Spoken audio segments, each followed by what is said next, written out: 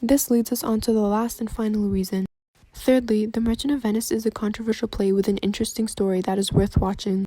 It presents students with something they have never seen before throughout the complicated text. The complexity of Shakespeare's works expand the literary mind of those who read them. Reading Shakespeare's language can be difficult for many people today, but it is a problem that can be solved. Students can learn to decipher unusual sentence structures, as well as recognize and comprehend poetic compressions, omissions, and wordplay.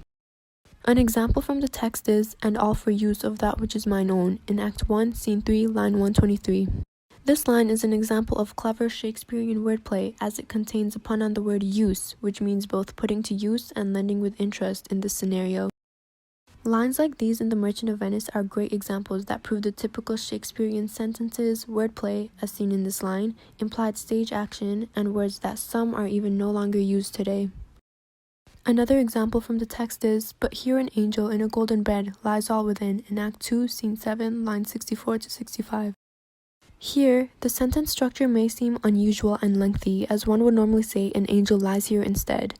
The language of this play is unusual in its avoidance in this kind of inversion in sentences.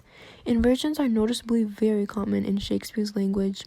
It is pleasurable being able to stage a Shakespearean play in imagination and returning to passages that continue to evoke new meanings.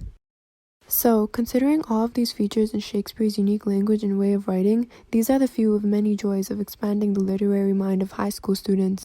Shakespeare's language and way of writing really are one of a kind, and I think it is perfect for teaching in high schools.